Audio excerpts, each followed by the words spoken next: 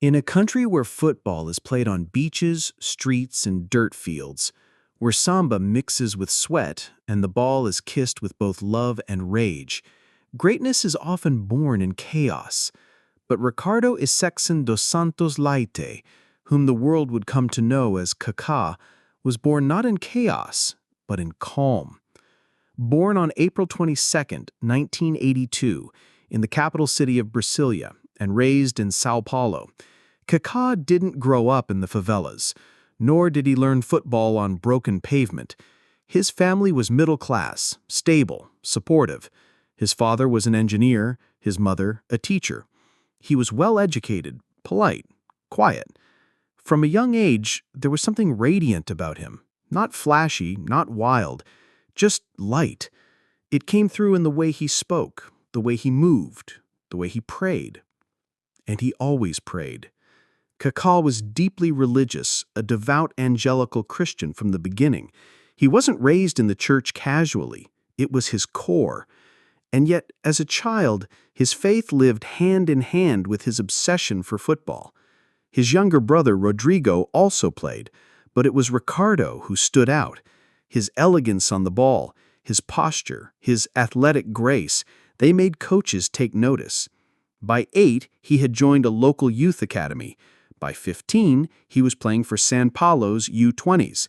And by 18, he was making his professional debut.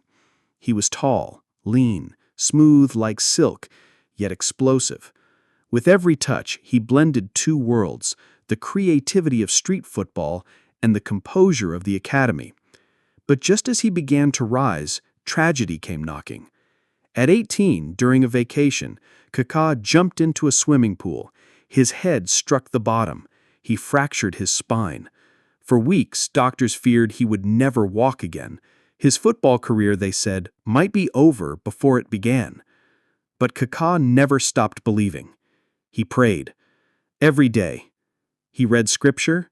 He asked for healing, not just in body, but in purpose. And somehow, miraculously, he recovered. He returned stronger. And he never forgot.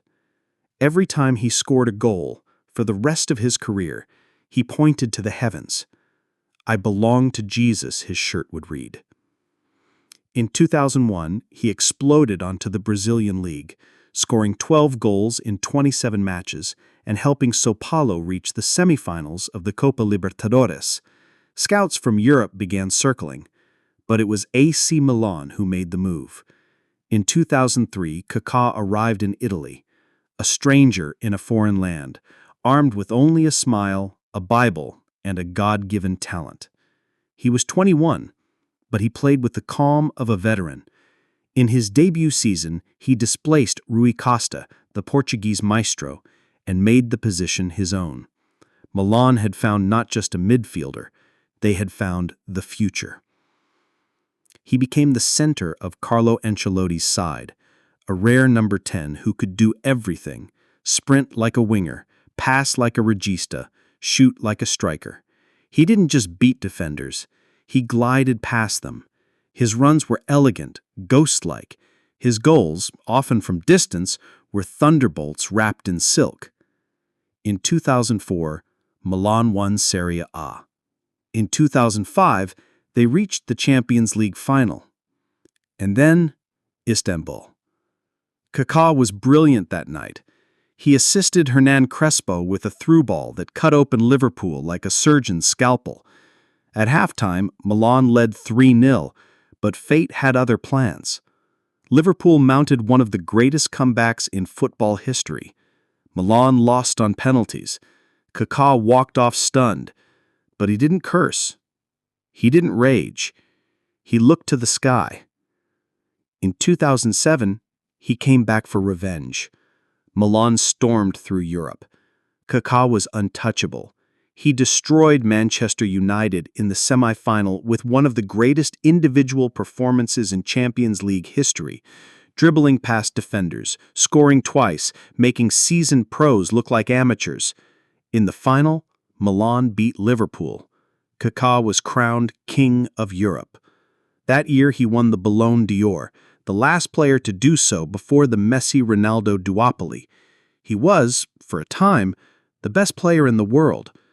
But unlike many stars, fame never changed him. He didn't drink, didn't chase scandals. He remained loyal to his wife, Caroline, whom he married at 23. He prayed before games, after games, during games. He gave to charity. He smiled. And when asked about his success, he said, "God lifted me up." But no career is free from darkness. In 2009, Real Madrid bought Kaká for then a huge fee, over 65 million euros. The Galactico dream was alive again, but Spain would not be kind. Injuries began to plague him, especially his knee. Surgery followed. His explosiveness faded, and he, the once unplayable maestro, became a shadow of himself. Madrid's fans, ruthless as ever, booed him. He was mocked in the press. The golden boy of Milan was now being labeled a failure. But he didn't lash out. He trained harder. He smiled through the pain. He returned when he could, and still, he assisted, scored, and played with heart. But it wasn't the same. And he knew it. He returned to Milan in 2013, then back to Brazil, then to the MLS with Orlando City. He was no longer the best in the world, but he was still Kaká. And for fans, that meant something. Because Kaká represented something football had nearly lost: grace. He was the antithesis of ego, a man of faith in a sport of pride, a player who didn't dive, didn't cheat, didn't show off. He played beautifully and humbly. In a world obsessed with self-image, Kaká kept his eyes upward. He retired in 2017. No major farewell tour, no dramatic speeches, just a quiet goodbye, a thank you to the fans, and one last glance to the sky.